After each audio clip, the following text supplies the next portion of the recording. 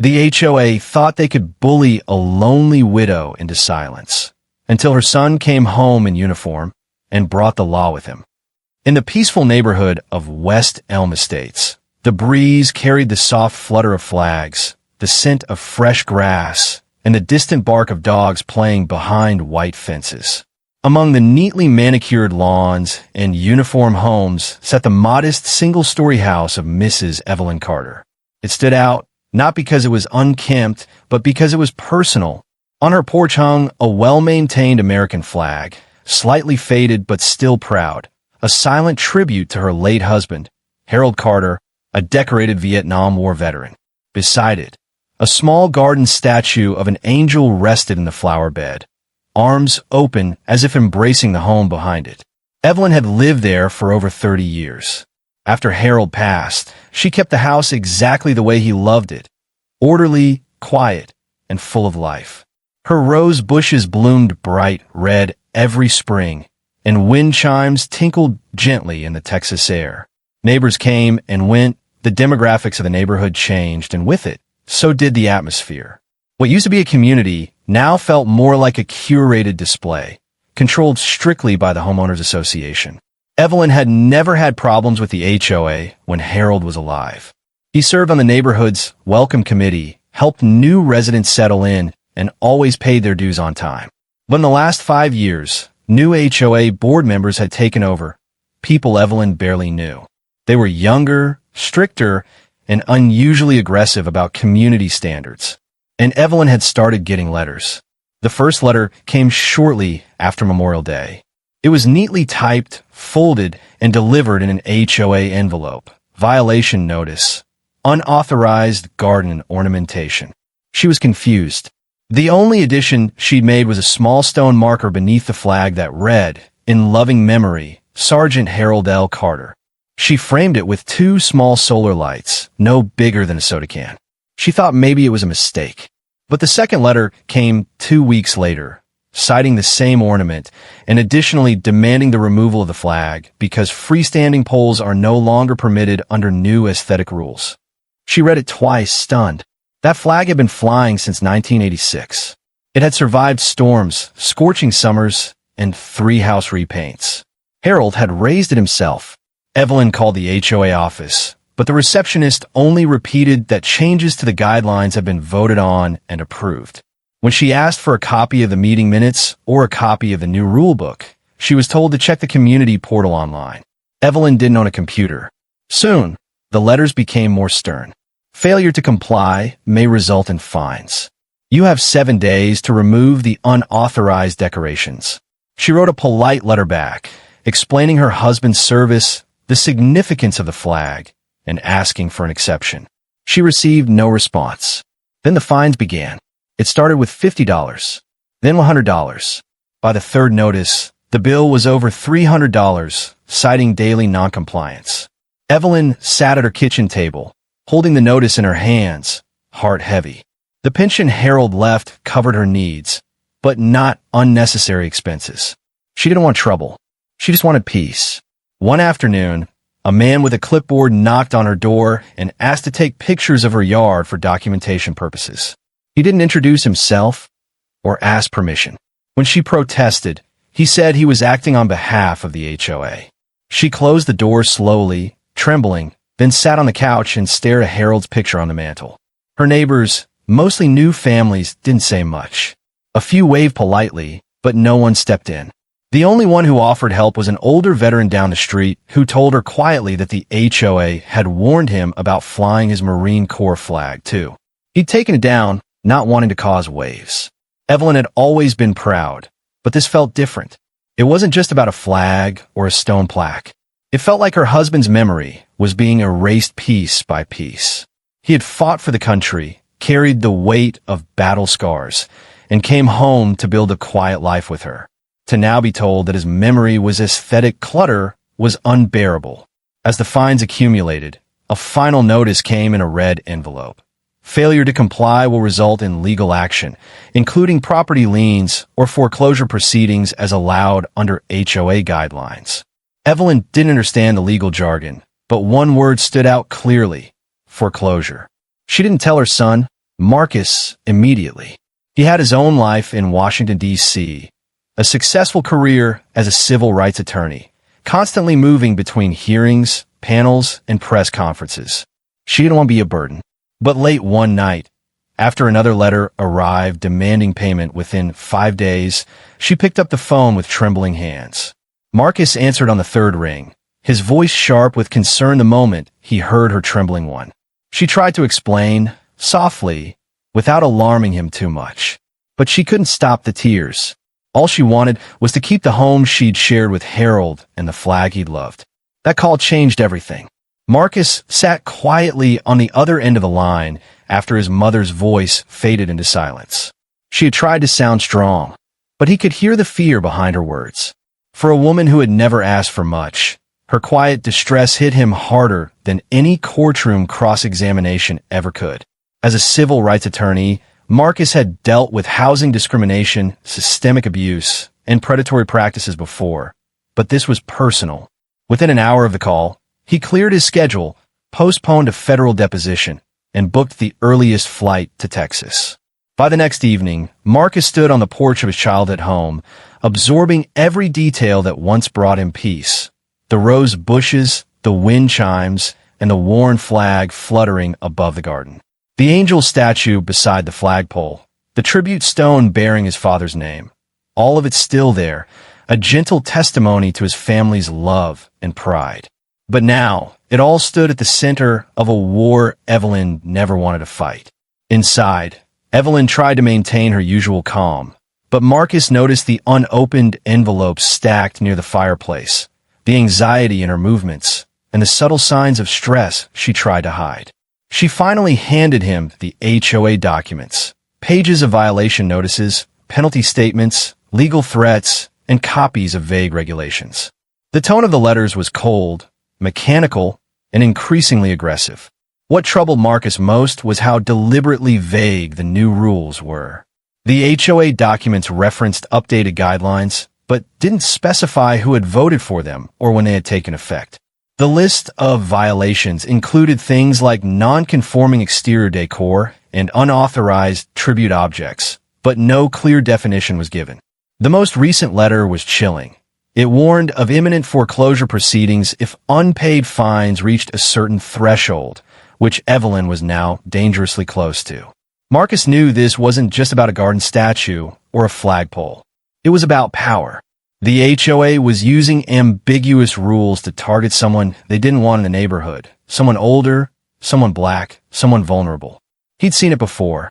HOAs operating like private governments, with unchecked power and no accountability. And this time, they had picked the wrong family. He began building a timeline, organizing every document, every letter, and every fine. He called the county clerk's office and requested the HOA's registration documents. He contacted the state housing department and inquired about any discrimination complaints in West Elm Estates. He looked up the HOA's board members, 5 in total, all recently appointed, all new residents, and none of them had served during the time his father lived in the neighborhood. One of them, Marcus discovered through a simple public records search, had a history of filing aggressive code enforcement complaints in her previous community. That night, Marcus drafted a cease and desist letter, warning the HOA of potential legal consequences for harassment, discrimination, and improper enforcement of non-transparent regulations. He included federal and state statutes, language that triggered civil rights protections, and a deadline for immediate action. Then, he printed 3 copies and mailed them via certified mail. Over the next few days, Marcus interviewed a few longtime neighbors discreetly. Some of them confirmed what he suspected. Evelyn was the only resident receiving violation notices for minor issues like flags and garden decor. One elderly couple admitted they had a gnome statue and string lights year-round, and no one had ever bothered them. Another resident, a Latina single mother, said she, too, had started receiving warning letters after installing a small basketball hoop for her son. But most were too afraid to speak publicly. The local atmosphere had shifted. People whispered about new HOA rules, but didn't question them. The board meetings, once open and friendly, were now held virtually, behind login portals that excluded older residents unfamiliar with technology. Voting procedures were vague, and no one seemed to recall being notified of the so-called policy changes. Marcus documented it all. Then came the escalation. A formal notice arrived by courier, stating that a lien would be placed on Evelyn's property in 10 business days if she failed to pay over $3,200 in fines. The envelope included photographs of her yard taken without permission, zoomed-in shots of the flagpole, the angel statue, and even the stone tribute marker with his father's name. The letter ended with a chilling line. Failure to comply will result in enforced asset recovery. Marcus had seen enough.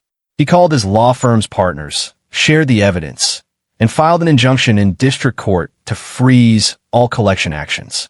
Simultaneously, he submitted formal complaints to the Texas Department of Housing, the U.S. Department of Housing and Urban Development, and the ACLU.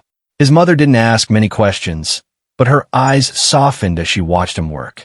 For the first time in weeks, she sat at her kitchen table with a sense of calm. Marcus assured her that she was not alone and that this fight was bigger than just her yard. It was about dignity, justice, and the right to live in peace.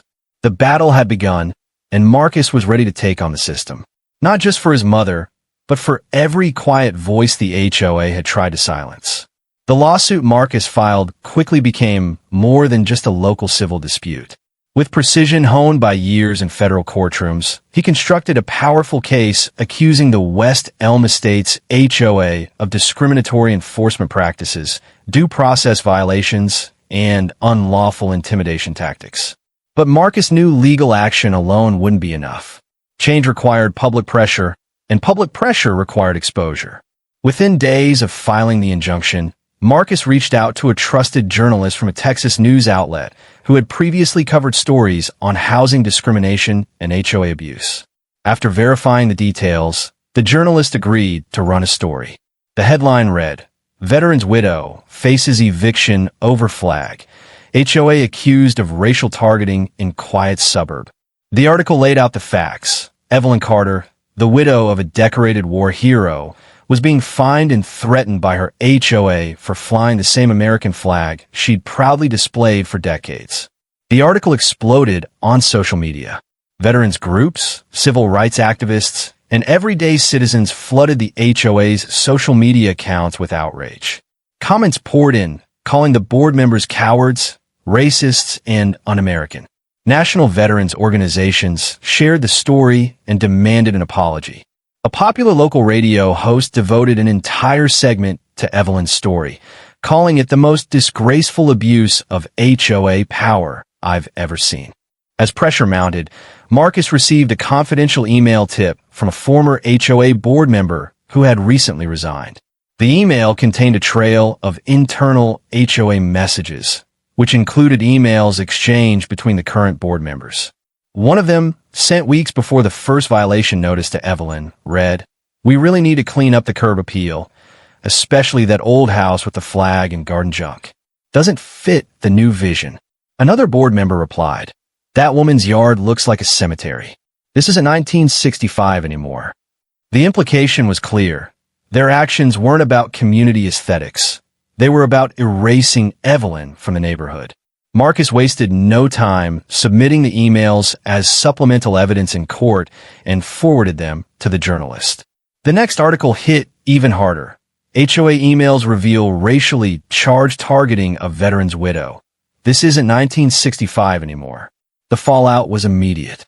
Civil rights groups announced their intention to join Marcus in filing class action suits on behalf of other residents who had been targeted by the HOA under similarly vague policies. 2 former residents came forward publicly, describing eerily similar tactics: sudden fines, surprise inspections, and threats of foreclosure. A coalition of attorneys began compiling these stories into a broader case. Meanwhile, the HOA board scrambled.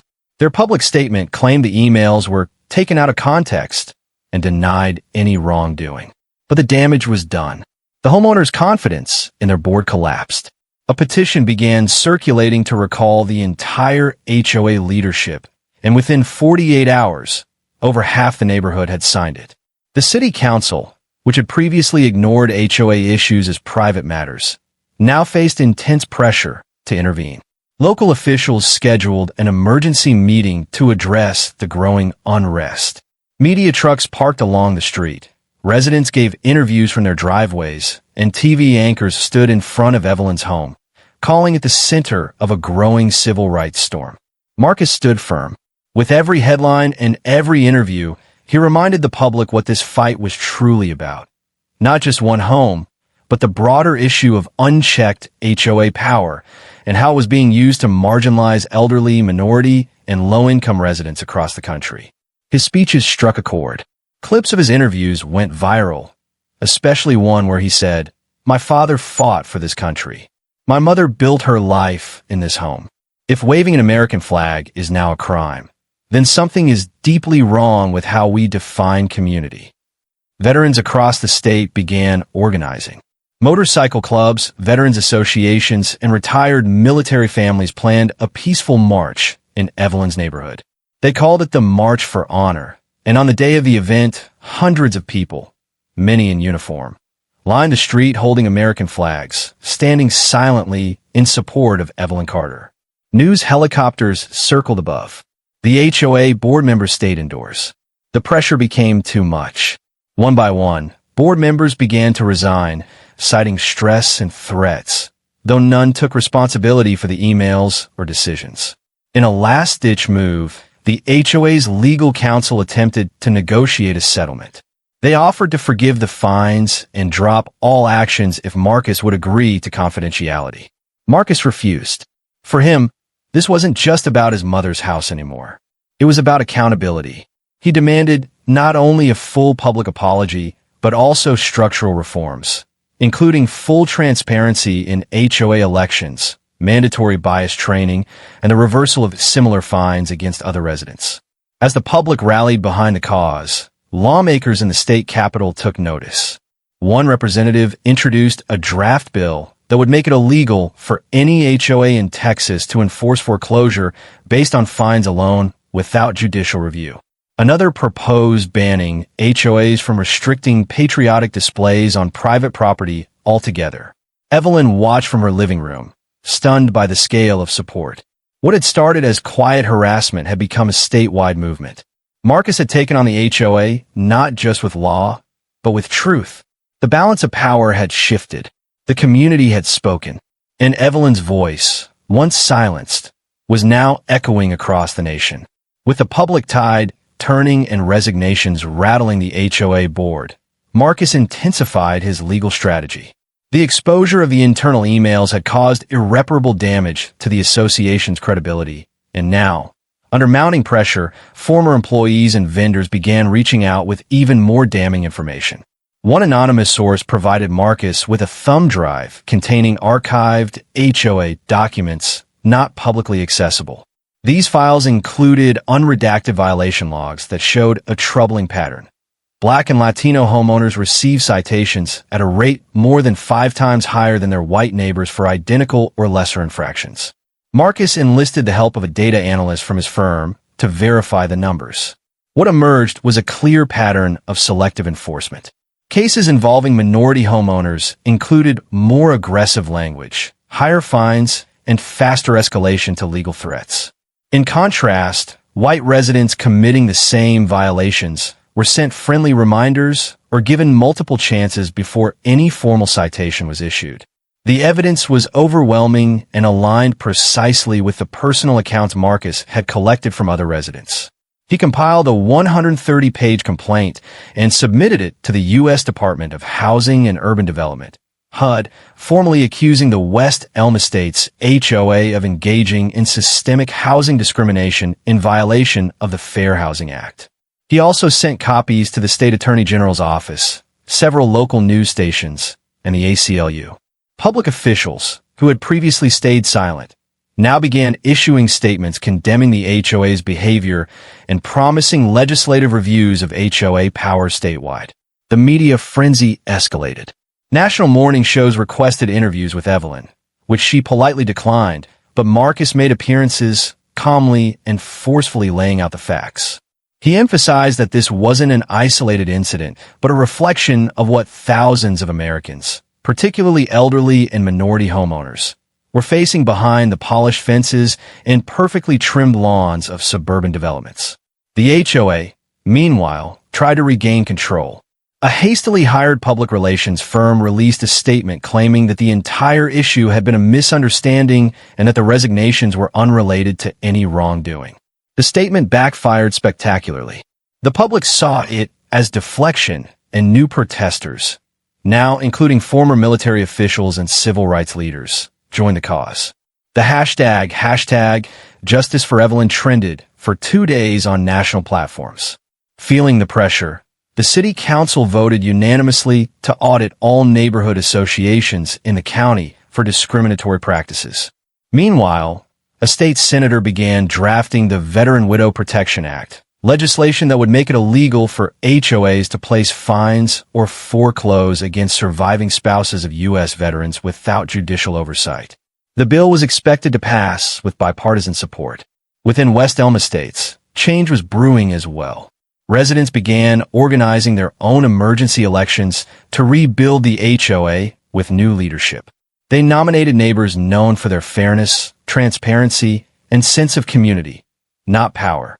Evelyn, although humble and hesitant, was asked to serve on the board. She declined, but offered to assist in advisory meetings to help create a more inclusive environment. For the first time in years, neighbors who had avoided each other out of fear or discomfort began talking. Lawns now sported flags in solidarity with Evelyn's stand, and signs that read, "We stand with Mrs. Carter," appeared in driveways throughout the subdivision. In court, the HOA's legal team attempted to argue procedural errors in Marcus's filings, but the judge wasn't convinced. In the preliminary hearing, Marcus presented the damning emails, enforcement records, and testimony from multiple affected residents. The court granted a temporary injunction barring the HOA from issuing new fines or initiating foreclosure actions until the case was fully resolved. The judge also allowed discovery into the HOA's internal operations, paving the way for further revelations. Soon after, Marcus uncovered minutes from a private board meeting where members openly discussed rebranding the neighborhood by pushing out older residents and encouraging younger families through enforcement-led renewal. The language was corporate and calculated, but its intent was unmistakable: displacement under the guise of regulation. These documents were included in an amended lawsuit that now sought not only injunctive relief and damages, but also the full dissolution of the existing HOA under state corporate abuse statutes. Marcus argued that the organization had violated its own charter and misused its power to such a degree that it had forfeited its right to operate. Legal experts across the country began watching the case closely, calling it a potential landmark moment for HOA accountability. Back in Evelyn's home, the fines were rescinded, the foreclosure threats nullified, and the lien removed. Her property, once targeted for enforcement, was now a symbol of resistance and change. Neighbors who had once been silent now knocked on her door just to thank her for standing up. She was no longer the quiet widow with the flag. She had become the catalyst for reform. As Marcus prepared for the full trial, he knew this case could set a precedent for communities across the nation. It wasn't just about one HOA gone rogue. It was about the unchecked power many of them held and the countless vulnerable homeowners who suffered in silence. Through his mother's quiet dignity and his relentless pursuit of justice, they had transformed a private act of intimidation into a public fight for equity, law, and respect. With the lawsuit gaining national attention and the temporary injunction firmly in place, Marcus turned his focus toward ensuring long-term reform. The West Elm Estates HOA was unraveling from the inside, and the newly elected interim board, composed of longtime residents and community advocates, began working closely with Marcus to review and rewrite the association's bylaws. The goal was simple but revolutionary for the neighborhood: create a system rooted in transparency, fairness, and community inclusion rather than vague authority and silent coercion. Legal experts, civil rights attorneys, and housing policy consultants began volunteering time to help draft a new code of governance. Every clause was scrutinized for bias. Public comment sessions were introduced. Voting procedures were restructured to prevent board overreach, and a new dispute resolution process was implemented to replace arbitrary fines with peer-reviewed conflict mediation. Most importantly, enforcement protocols now required written, clearly defined citations with photographic evidence and opportunities for rebuttal before any action could be taken. The reforms spread quickly. Other HOAs across the county took notice, especially as the state legislature moved forward with new regulations targeting abusive homeowner associations. Legislators cited Marcus's case directly in committee hearings, calling it a wake-up call for unchecked local power. The proposed Veteran Widow Protection Act passed unanimously in the state Senate and was signed into law within weeks. Under its provisions, no HOA in the state could impose fines exceeding a set threshold, initiate foreclosure without judicial review, or penalize veterans and their families for patriotic displays of any kind. National media continued to follow the developments. Evelyn was honored at a state ceremony for her courage, standing beside veterans and lawmakers as they dedicated the new legislation in her late husband's name. Stories about her quiet strength and Marcus's relentless advocacy were shared in newsletters, radio segments, and civil rights documentaries. What had started as a local dispute had now become a powerful symbol of the fight for fairness in American housing. In the courtroom, the HOA's remaining legal arguments collapsed. Under mounting evidence and public scrutiny, the judge ruled in favor of Marcus's expanded motion. The HOA's prior board had acted in bad faith, violated multiple federal statutes, and weaponized local authority to enforce personal biases. Not only were all remaining fines against Evelyn and other residents permanently voided, but the court also ordered the HOA to pay restitution to affected families.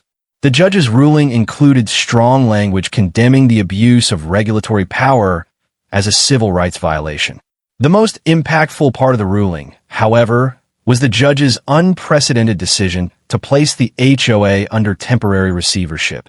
An independent oversight body was appointed to supervise the association for a 12-month period. This ensured that reforms would not just be drafted but enforced, and that no future board could return to the patterns of intimidation and discrimination that had once defined the community's leadership. Meanwhile, Marcus used the case as a blueprint. He launched a national initiative through his law firm focused on HOA accountability. The initiative offered legal support, advocacy resources, and pro bono representation to homeowners across the country facing similar abuse. Within a few months, dozens of cases began flowing in from other states. Stories of elderly couples losing their homes over garden decorations, disabled veterans fined for wheelchair ramps, immigrant families threatened over cultural decor. The movement was growing, and it was rooted in the very experience that began with his mother's quiet cry for help. Back in West Elm Estates, the neighborhood began to heal. The culture of fear faded, replaced by one of pride and unity. Residents who had previously avoided one another out of discomfort or fear now greeted each other at community meetings, shared stories over back fences, and came together for events that celebrated diversity and inclusion. The American flags that once sparked controversy now flew from many homes, not as symbols of defiance, but of shared identity and resilience. Evelyn, though never one to seek attention, became something of a legend in the community. Newer residents would point to her home and talk about the woman who stood her ground. Children rode their bikes past her driveway, waving, while veterans who had heard her story came by just to say thank you. A local school even invited her to speak during History Month about her experience, and she humbly reminded students that justice often starts with something small, like a flag, a flower, or a forgotten voice. Marcus, ever vigilant, didn't let up. He pushed for additional legislative action and coordinated with civil liberties organizations to develop training materials for HOAs nationwide. His hope was to create an ecosystem where oversight, justice, and human dignity were not the exception, but the standard. Though the fight had started in a quiet neighborhood in Texas, its echoes were now being felt in courtrooms, city halls, and communities across the country. The Carter family had not only reclaimed their home, but had transformed a system. Through courage, legal expertise, and an unshakable belief in fairness, they had shown that even the most ordinary citizens, when determined, could confront and change entrenched power. Months after the court's final ruling and the statewide legislative changes, the impact of the Carter case continued to ripple outward. News outlets began referring to it as the Evelyn Carter precedent, using it as shorthand for any instance in which an HOA's authority was challenged and overturned due to discriminatory or unethical practices. Housing advocates saw a rare window of opportunity, and they seized it, building coalitions, compiling similar cases, and using the momentum to push for broader federal reforms. At the national level, the Department of Housing and Urban Development launched a formal review into the operations of HOAs in all 50 states, with a focus on how their enforcement policies aligned or conflicted with civil rights laws. A task force was formed to investigate racial, cultural, and veteran-based discrimination within private neighborhood associations. Marcus, now a recognized expert in this area, was invited to testify before Congress during hearings on the future of housing oversight. His prepared statement laid out the challenges faced by marginalized homeowners and emphasized that the issue was not isolated to one Texas suburb, but systemic across the country. Civic engagement also grew. Communities that had long remained silent began sharing their own experiences. In Arizona, a Native American family spoke out about being fined for tribal symbols on their mailbox. In Florida, a disabled veteran was penalized for installing a front ramp without HOA approval. In Illinois, an elderly black couple described being warned about their excessive porch gatherings despite breaking no rules. These stories gained national attention, each echoing Evelyn's experience in some form. In response, nonprofits launched public awareness campaigns. One coalition created a public registry of HOAs with histories of abuse or discrimination, helping prospective homeowners make informed decisions. Another developed mobile tools that allowed residents to scan their HOA's bylaws for language that could be used as a pretext for unfair enforcement. Workshops popped up in city libraries and community centers, teaching people how to interpret HOA covenants, challenge violations, and organize within their associations to advocate for change from within. Back in West Elm Estates, the progress continued steadily. The interim HOA board, now formally elected, led a full structural overhaul of their governance model.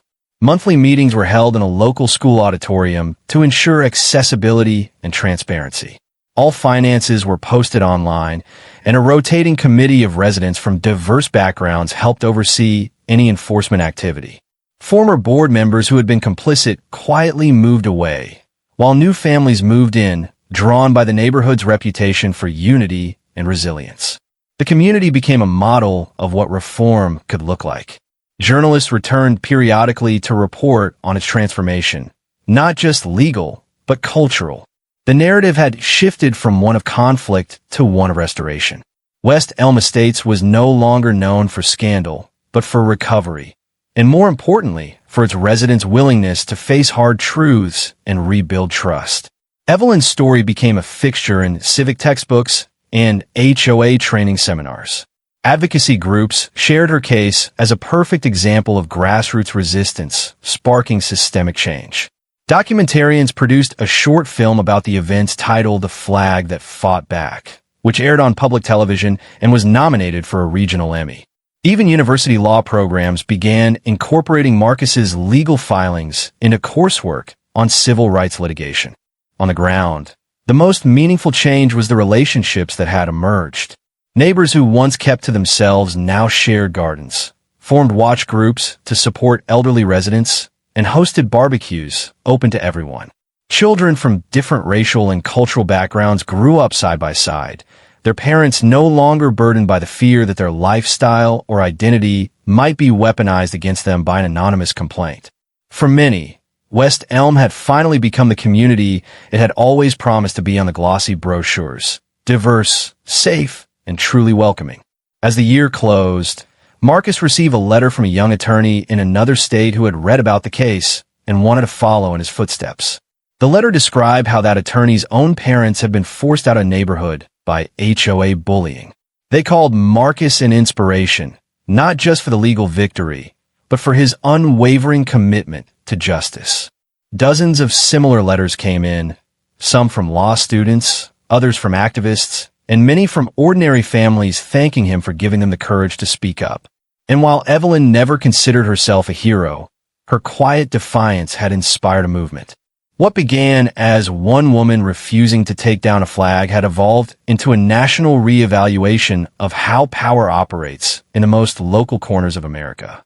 The story proved that injustice doesn't need to be massive to be dangerous. Sometimes it begins with a letter taped to a door, a silent neighbor, or a rule book written without a conscience. But also proved that courage doesn't have to be loud to be powerful. It can live in a flag that doesn't come down, in a son who refuses to let his mother be erased, and in a neighborhood that decides, together, to stand for what's right. The legacy of West Elm Estates wasn't just a legal one. It was a moral one, built not by a court, but by a community that chose justice over silence. And so, what began as a quiet act of defiance, a widow refusing to remove her late husband's flag, became a turning point in the fight for justice within America's most overlooked institutions, homeowners associations. Evelyn Carter didn't just reclaim her home. She helped spark a movement that reached every corner of the nation. From new laws to national reforms, her story proved that change starts with one voice that refuses to be silenced. If this story moved you, don't forget to like, share, and subscribe for more real-life stories that expose injustice and celebrate the power of courage, community, and truth. And remember, sometimes the smallest stand becomes the loudest echo.